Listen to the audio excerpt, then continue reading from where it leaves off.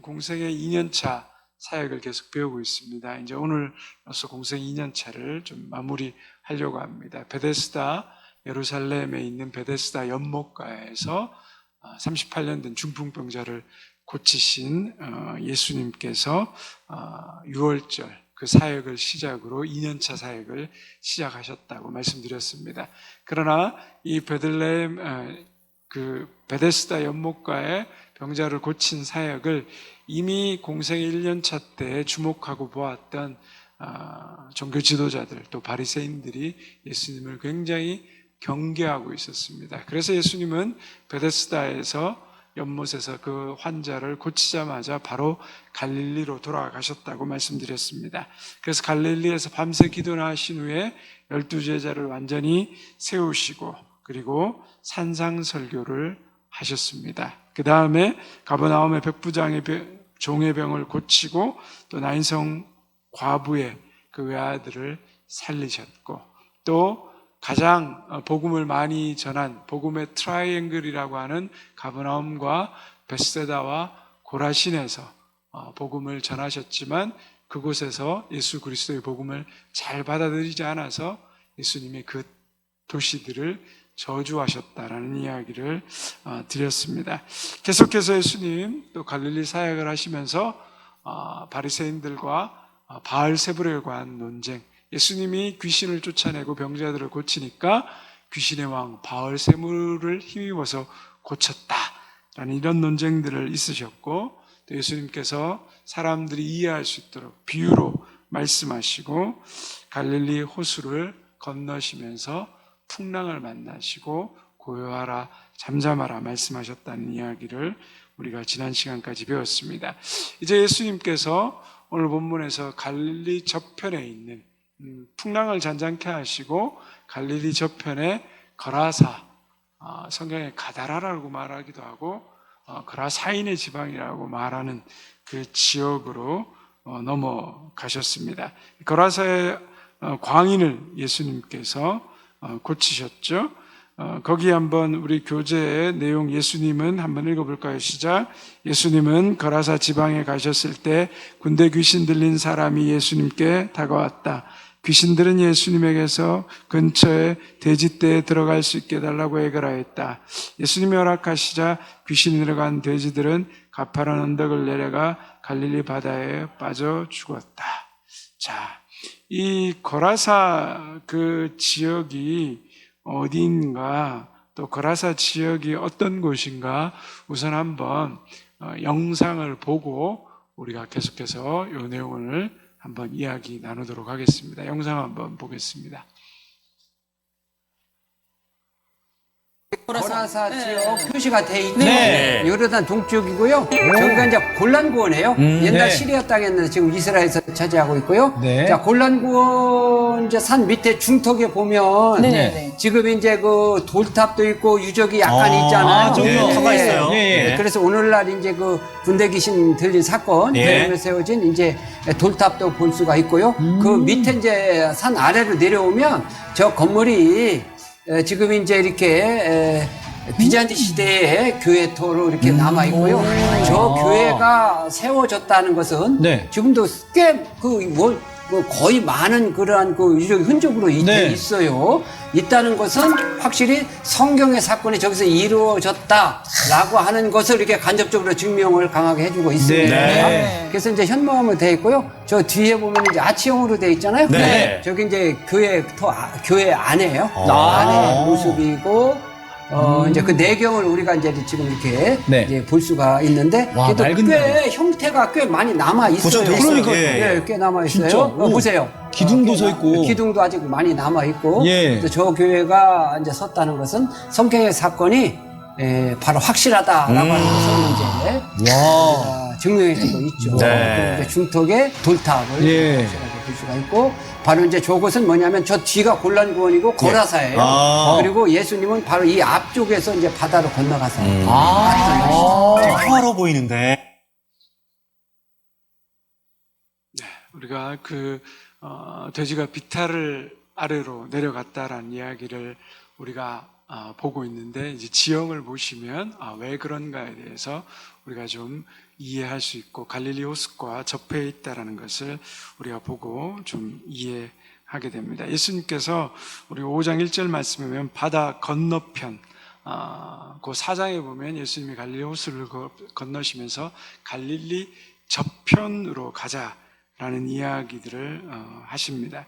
갈릴리의 동편을 저편이라고 이야기하는데, 그 저편이라는 곳은 단순히 동서남북을 가리는 것이 아니라 영적으로나 문화적으로 완전히 다른 지역을 의미하고 있습니다.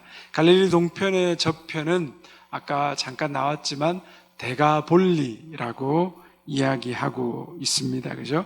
데가볼리라는 것은 앞에서도 한번 설명을 드렸지만 헬라어로 데카가 10이라는 뜻입니다. 폴리는 데가볼리, 폴리스라 도시라는 뜻이거든요. 그래서 10개의 도시, 이방인의 10개의 도시가 있는 그 지역을 데가볼리라고 하죠.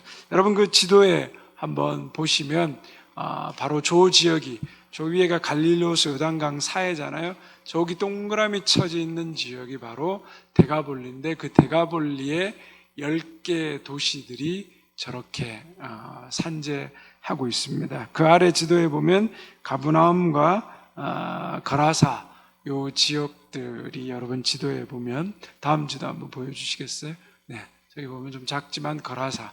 원래 이게 이제 가장 최근에 발견됐습니다. 원래 그 거라사라고 그 생각했던 지역은 요르단 쪽에 조금 더 내려와서 제라시라 그래서 굉장히 그 요르단에서 많이 남아있는 로마 문화와 헬라 문화가 많이 남아있는 지역인데, 최근에 그 지역은 갈릴리 호수랑 너무 많이 떨어져 있어가지고 최근에 저기 거라사라고 표시된데 저기 쿠르시라는 곳인데, 저곳이 좀 더 명확하게 거라사 지역이 아닌가 학자들이 그렇게 추측하고 있습니다.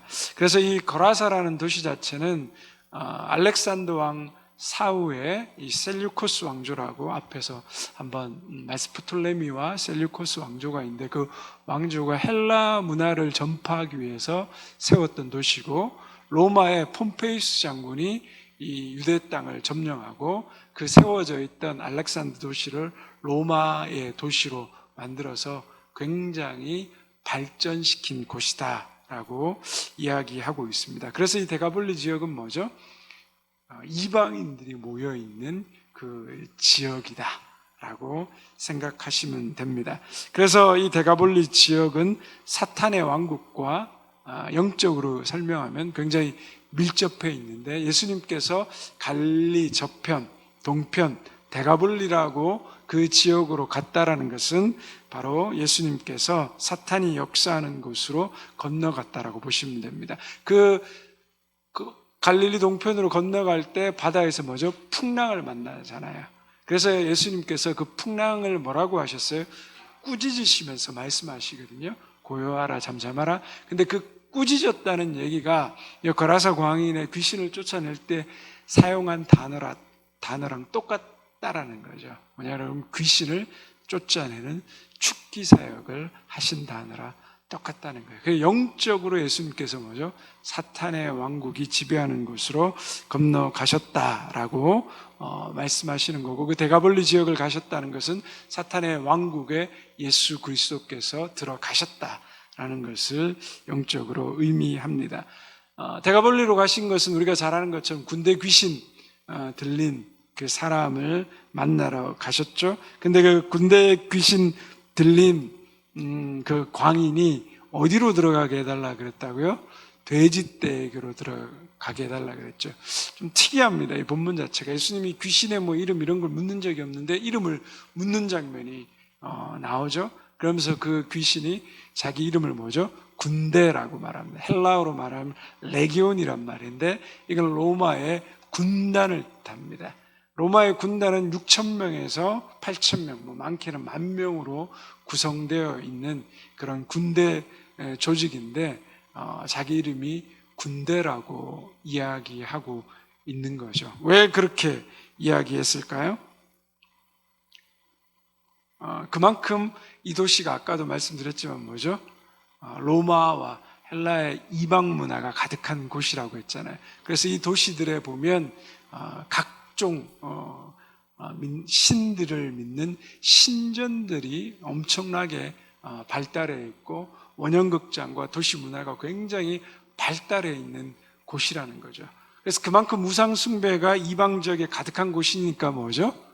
사단의 왕국이 역사하고 있는 곳이다. 그래서 온갖 우상 숭배와 귀신들로 가득한 곳을 의미하는 것에서 그 귀신이 군대라는 이름을 가진 귀신으로 그렇게 의미한다라고 또 볼 수 있습니다. 그리고 우상의 제물들이 가장 많은 곳이다 보니까 이스라엘은 제사를 지낼 때 주로 뭘 잡습니까?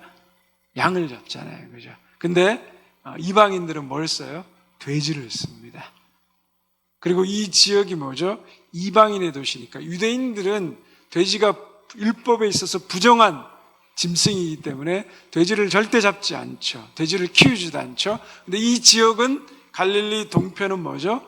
이방인들의 대가볼리 지역이기 때문에 돼지를 키울 수 있었다는 거예요.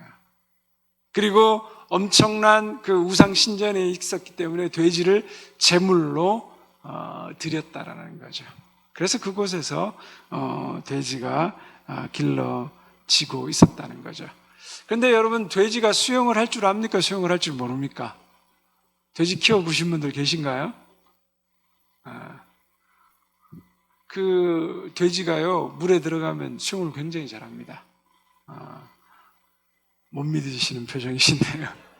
저 유튜브 다 쳐봤고요. 쳐보니까 돼지가 아주 물에서 수영을 잘하더라고요. 뭐 이렇게 옛날에 이렇게 홍수 크게 일어나가지고 소도 떠내려가고 돼지도 떠내려가는데 보면 물에서 수영 잘합니다. 그리고 제가 이거는 확인을 못 해봤는데 어떤 학자 그래요. 돼지는 비탈길을 내려서 달리는 습성은 없대요.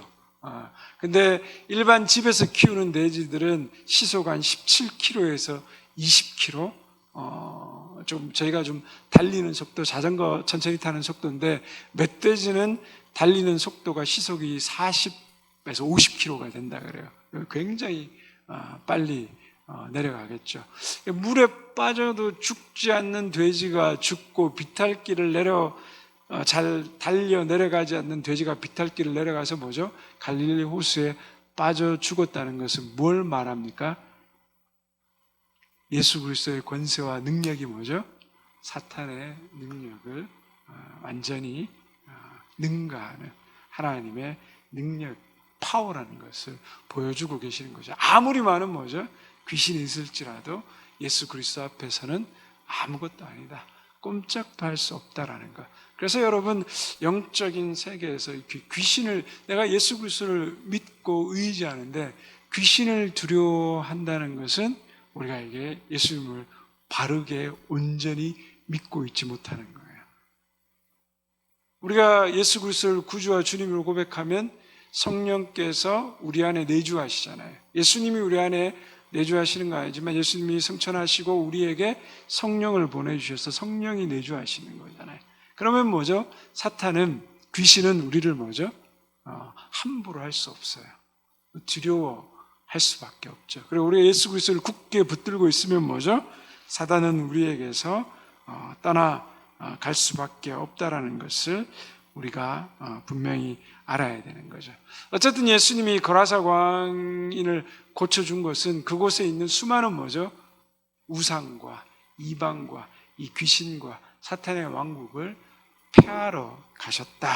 그래서 예수 그리스도를 통하여서 그 모든 우상의 문화가 무너진다라는 것을 우리가 볼 수가 있습니다. 그런데 이 장면에서 우리가 또 주목해서 하나 봐야 될 것은, 재밌는 것은 뭐죠? 거라사 광인이 고침을 받았어요. 그런데 2,000마리나 되는 돼지떼가 어떻게 됐어요? 몰살당했잖아요. 그래서 그 마을의 사람들이 와서 예수님이 하신 일을 듣고는 뭐라고 말하고 있습니까? 성경에 보면 뭐라고 말하고 있어요? 예수님께서 뭐죠? 17절에 보면 그 지방에서 어떻게 해달라고요? 떠나가달라고 말하는 거예요. 여러분, 이거 읽으면서 좀 이상하지 않았습니까? 귀신 들린 죄를 광인을 고치시고 치유하신 그 예수님, 그 능력을 보고 그들은 뭐라고 말하고 있어요? 예수님을 뭐죠? 떠나가 달라라고 말하고 있는 거죠. 왜 그랬을까요? 예수님이 귀신을 고쳤는데 어떤 일이 일어났습니까? 그 군대 귀신이 2,000마리 돼지에게로 들어가서 돼지들이 다 뭐죠? 몰살 당하잖아요. 그러면 돼지를 키워서 신전에 바치던 제물로 키우던 사람들은 그 돼지가 다 몰살당한 것이 어떤 일이 되는 겁니까? 엄청난 금전적 손해를 입게 되는 거죠. 그죠? 굉장한 손해, 경제적인 힘든 일들이 생긴다는 거죠. 근데 만약에 예수님이 계속해서 그 지역에 머무르면 뭐죠? 지금은 2,000마리인데 나중에는 뭐죠? 자기들이 키워둔 모든 돼지떼가 뭐죠? 잘못하면 몰살 당할 수도 있겠구나.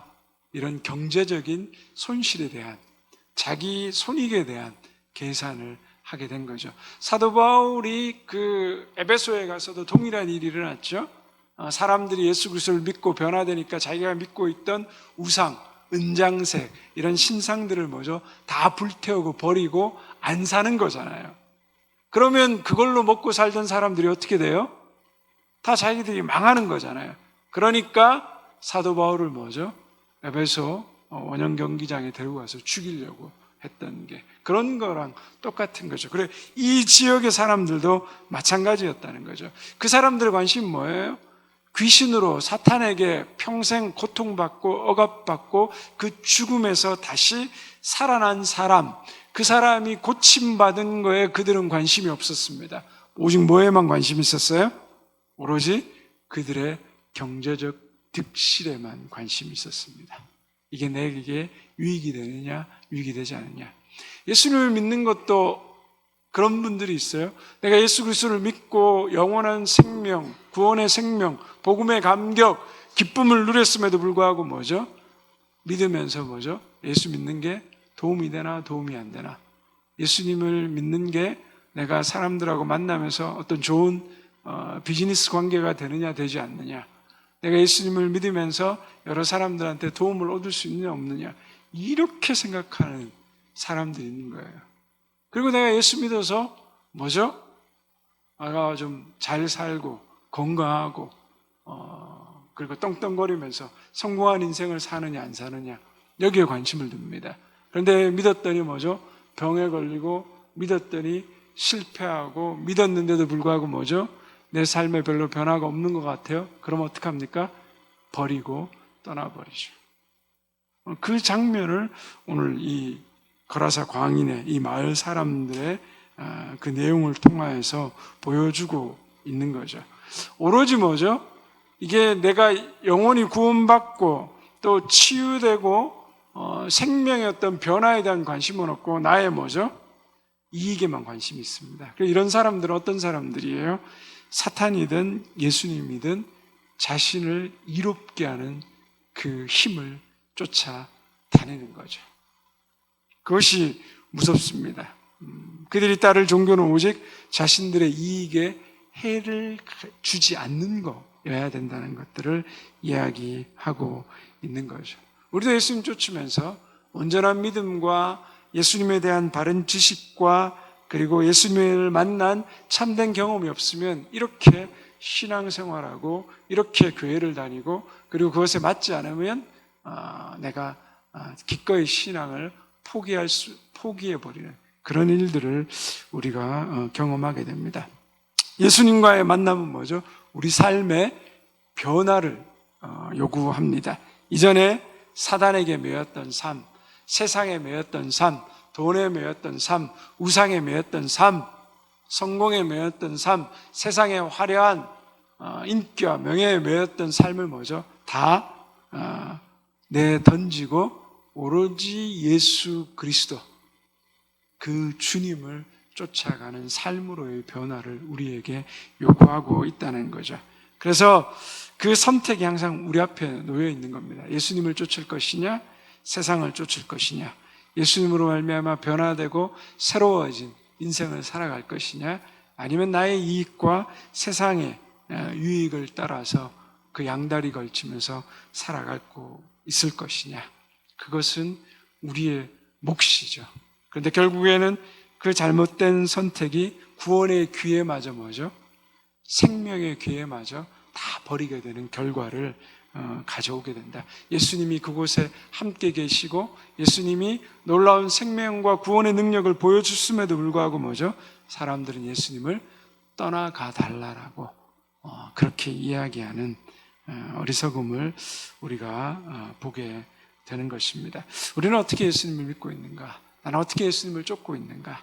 우리가 이 부분을 보면서 좀 깊이 우리 자신의 믿음을 좀 돌아보면 좋겠습니다. 그 다음 예수님께서 어디로 어떻게 누구를 만나십니까? 회당장 야이로의 딸과 혈루증 여인을 고치십니다. 그죠? 거기 내용 한번 읽어볼까요? 시작. 예수님이 다시 가버나움에 돌아오셨을 때 회당장 야이로가 죽은 자신의 딸을 살려달라며 예수님을 찾아왔다. 예수님은 기꺼이 야이로의 집으로 가셨는데 도중에 12년 동안 혈루증으로 고생하던 여인이 몰래 예수님의 옷자락을 만지고 고침받는 놀라운 기적이 일어났다. 예수님은 길을 재촉해 여인의 집으로 향했고 그의 딸을 직접 안수해 살려주셨다. 자, 우리가 잘 아는 12의 혈루병 걸린 여인이 예수님의 뭐죠? 옷자락을 만지고 나은 그 치유의 이야기를 볼 수 있습니다. 겉옷을 만진다는 것, 그것이 도대체 어떤 의미를 가지고 있기에 이 여인은 그렇게 간절히 예수 그리스도의 겉옷만이라도 만지기를 원했는가? 나중에 우리가 뒤에 또 보면 나오지만 마가복음 6장 5절에도 뭐죠? 사람들이 예수님이 지나가는데 겉옷만 만져도 뭐죠? 그 옷에 손을 대면 나았다는 이야기가 나오죠. 마찬가지로 사도행전에도 들어가면 베드로가 지나갔을 때도 사람들이 베드로의 옷자락만 만지기를 원했다. 그리고 나음을 얻었다. 이런 이야기가 나온다는 거죠. 동일한 이야기들이 성경 속에 쭉 이어져 나오고 있습니다. 도대체 이 겉옷은 뭘 의미하는가? 우리가 그걸 조금 살펴볼 필요가 있습니다. 우리 뒤에 들어가면 한번 첫 번째 뒷장으로 보시면 유대인들이 기도에 집중하기 위해서 한번 읽어볼까요? 시작. 유대인들이 기도에 집중하기 위해서 두루 다니는 담요 같은 겉옷을 탈릿이라고 한다. 내 귀퉁이에 찌짓이라는 옷단 술이 달려 있다. 자, 요것이 이제 굉장히 중요합니다. 한번 그 이미지 그림 한번 보여주세요. 저게 유대인들의 복장인데, 저 뭐 머리에 키파도 쓰고 여러분 이렇게 여기 이마에 뭐죠? 메고 있죠, 그죠? 저게 성경 메고 있는 메주자라고 그래서 신명기 말씀 메고 있고 또 손에도 또 똑같이 손목에도 메고 있고요. 그리고 겉에 두르고 있는 우리로 말하자면 숄 같은 게 있잖아요. 저게 바로 탈릿이라고 합니다. 기도할 때 유대인들이 입는 두르는 옷입니다. 기도하면서 머리까지 가리고요. 다른 곳에 방해받지 않고 오로지 하나님께 집중하기 위해서 유대인 남자든 여자든 저걸 뒤집어 쓰고 기도합니다. 그래서 여러분 뭐 성지에 관련된 영상을 보면 예루살렘 서쪽 그 통곡의 벽에 가서 유대인들이 저렇게 쓰고 기도하는 사람도 많이 볼 수 있고요. 그리고 그 밑에 보면 저 길다란 줄 보이죠, 그죠? 꼬아서 만든 줄. 저게 뭐냐 그러면 찌짓이라고 합니다. 내 귀퉁이에 달려 있는 그 술을. 그래서 그 성경에 보면 옷에 술을 길게 늘어뜨리란다고 다닌다라고 성경 읽다 보면 나오잖아요. 그게 다른 게 아니라 바로 저걸 얘기하는 거예요. 저게 왜 그런 의미를 가지고 있냐? 여러분 거기 말씀 보면 민수기 15장 38절에서 40절 말씀 한번 같이 읽어보겠습니다. 시작. 이스라엘 자손에게 명하여 그들의 대대로 그 옷단 귀에 술을 만들고 청색끈을 그 귀에 술에 더하라. 이 술은 너희로 보고 여호와의 모든 계명을 기억하여 준행하고 너희로 방종하게 하는 자기의 마음과 눈의 욕심을 쫓지 않게 하기 위함이라. 그래야면 너희가 나의 모든 계명을 기억하고 준행하여 너희의 하나님 앞에 거룩하리라. 자, 내 여인이 겉옷을 만졌다는 것은 이 내 귀퉁이에 있는 찌짓을 만졌다는 거거든요. 유대인들이 그 찌짓을 뭐라고 이 술을 보고 너희가 뭐죠? 첫 번째로 뭐예요? 여호와의 모든 계명을 기억하게 한다는 거예요. 이 끝에 술이 뭐 이렇게 좀 찾아보면 되게 복잡한데 이 술을 꼬고 하는 것들이 그 히브리어 글자에는 게마트리아라 그래서 숫자가 있다 그랬죠. 그 숫자를 다 합하면 이스라엘 백성들이 하나님의 이름을 이야기하지 못하는데 야훼라는 이 말들을 쓰는데 그 숫자와 합해진 동일한 뭐 이렇게 숫자라 그래서 이렇게 나와 있습니다. 즉 그 이 술이 뭘 기억하냐면 여호와의 뭐죠? 모든 계명을 기억하게 한다는 거예요. 그리고 이 술을 통하여서 하나님의 계명을 뭐죠? 지키게 하고, 그리고 이 술을 기억하면서 뭐죠?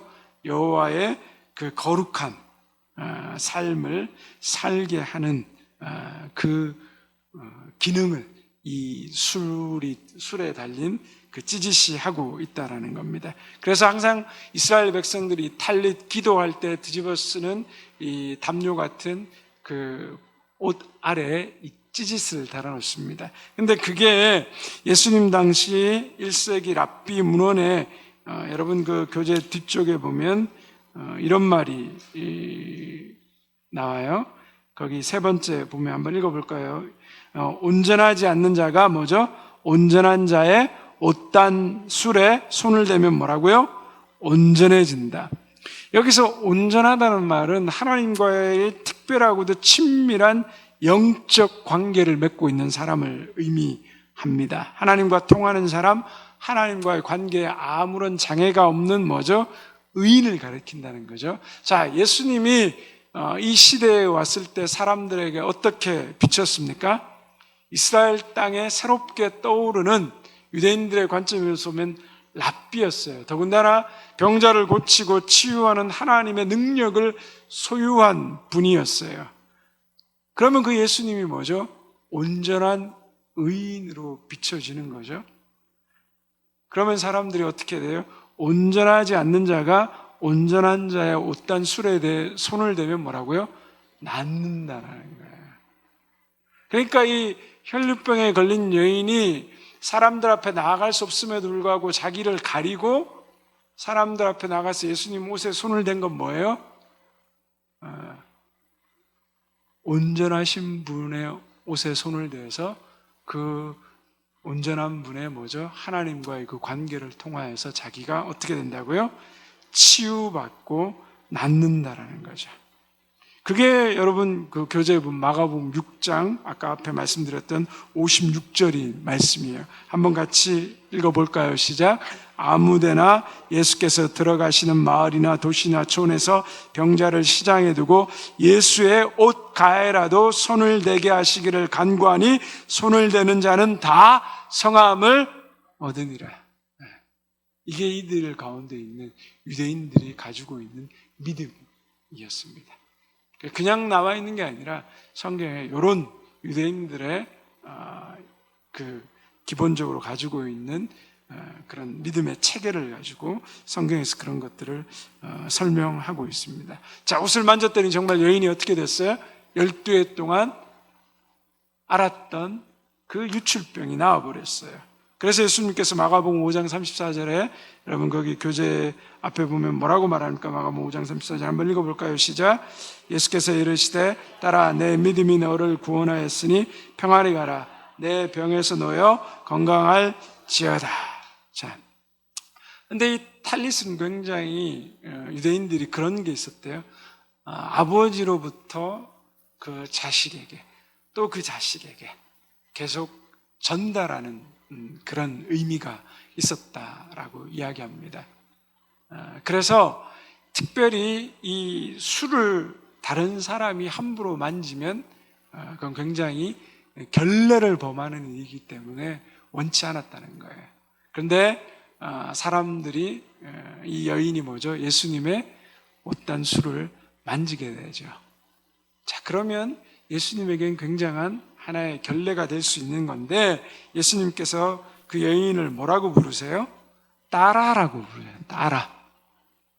뭐 고친 사람을 보고 예수님께서 다 딸아, 아들아 이렇게 성경에 부르지 않거든요. 특별히 여기에 보면 뭐죠? 딸이라고 부르잖아요. 왜요? 그 옷단수를 다른 사람들이 쉽게 만지면 그게 결례가 되는데 누구는 자유롭게 만질 수 있어요? 가족, 딸은 아버지 거니까 만져내잖아요. 그 예수님이 뭐죠? 이 여인을 그런 결례, 사람들이 전통을 무시하고 이런 내용을 가지고 사람들에게 굉장히 공격을 받을 수 있는데 예수님이 그 여인을 뭐라고 부르요? 딸이라고 부르는 거예요. 내 이 탈릿에 달린 찌짓을 만질 수 있는 내 딸이라고 불러주시는 거예요. 예수님이 그만큼 뭐죠? 이 사람에 대한 그 마음과 그 인간에 대한 국률함이 너무 섬세하고 구체적이라는 것을 이야기하고 있습니다. 딸이라고 부른 건 뭐죠? 네가 하나님의 자녀다, 내 딸이다 라고 이야기하는 거죠. 더군다나 문둥병자나 이런 유출병 걸린 여인들은 하나님으로부터 저주를 받아서 이런 일들을 겪게 된다라고 생각했습니다. 그래서 성경 유대인들은 부정한 자라고 생각했습니다. 가까이 오면 안 되는 자였죠. 근데 예수님이 뭐죠? 딸아, 사람들에게 한 번도 따뜻한 그런 대접과 만남과 관계를 가지지 못하고 이 여인은 유출병이 걸린 그 순간부터 평생 상처와 고통과 아픔과 괴로움 가운데 있었는데 예수님이 뭐라고 불러주시요? 딸이라고 불러주시고 너 부정한 여인이 아니라 너 내 딸이야. 너 내 아들이야. 너 나의 사랑하는 자녀야. 그 육신의 병만 고친 게 아니라 뭐죠? 마음에 있는 그 마음의 질병까지도 외로움과 소외와 상처와 분노와 억울함과 답답함 그 모든 것을 뭐죠? 그 딸이라는 그 한 말씀 속에 다 녹여버리는 거죠. 실패하고 괴롭고 힘들고 어려운 가운데 있는데 그리고 이 아버지한테 막 혼날 것 같은데 막 겁내고 있는데 뭐죠? 아버지가 다 와가지고 그 두려워하고 막 고개도 못 들고 있는 아들에게 뭐죠? 아들아, 난 너 믿어. 그럼 다른 말이 필요 없잖아요. 괜찮아. 내가 책임질게. 너는 너의 삶을 살아. 내가 책임질게. 바로 이 여인에게 말씀하셨던 딸아, 내 병에 놓여서 평안히 갈지어다. 저와 여러분이 이 하나님의, 이 주님의 사랑의 음성을 들을 수 있기를 바랍니다. 이 음성을 들으면 우리 육신의 질병뿐만 아니라 우리 영혼과 마음의 모든 질병이 회복되고 하나님의 은혜 가운데 우리의 모든 상처와 아픔들이 고침받고 치유되게 됩니다. 예수님은 항상 뭐죠? 육신의 질병만을 고쳐주는 것에서 끝나지 않았어요. 예수님은 육신의 질병은 그냥 드러난 모습일 뿐이고 항상 사람을 만나시고 고치고 치유하실 때 뭐죠? 영혼을, 그 영혼과 마음의 상처, 아픔들을 고치시고 치유하신 분이에요. 단순히 육신의 병만 아니라 그에게 정말 필요한 니고데모를 만나셨을 때도 수가성 우물가 여인을 만났을 때도 성경의 모든 예수님을 만난 사람들은 뭐죠? 육신뿐만 아니라 영혼의 고침과 치유와 회복을 얻었습니다. 그래서 우리가 구하는 것은 뭐죠? 예수 그리스도를 구해야 된다는 거예요. 선물을 구하는 게 아니라 우리에게 선물을 우리는 좋아하는데 병이 낫고 돈이 생기고 뭐 이런 거 성공하고 합격하고 뭐 잘되고 이런 걸 우리는 자꾸 원하는데 중요한 건 선물이 아니라 뭐죠? 선물을 주시는 분이죠. 선물은 사라지지만 선물을 주시는 분을 내가 모시고 있으면 뭐죠? 그분이 주시는 선물은 다 내게 되는 거죠. 그래서 우리가 성경을 보면서 예수님이 행하신 일을 보면서 주님 나도 좀 고쳐주세요. 주님 이것도 우리가 필요한 기도인데 중요한 건 뭐죠? 예수 그리스도 주님을 만나게 하시고 주님을 쫓게 하시고 주님을 구하는 자 되게 해주십시오. 주님이 오시면 뭐죠? 우리의 이런 문제들, 이런 영혼의 아픔들, 어려움들이 다 주 안에서 새로워지고 변화된다는 것을 오늘 주님께서는 우리에게 말씀하고 가르쳐주고 계십니다. 그 뒤로 우리가 눈먼 사람과 귀신 들린 사람을 고치시고 또 배척당하시고 갈릴리 파송하시고 세례 요한의 죽음까지 바로 예수님이 2년차 동안 하신 사역들입니다. 여러분들께서 또 이런 내용들을 참고하시고 우리 시간 함께 들은 말씀을 가지고 기도의 자리로 나아가면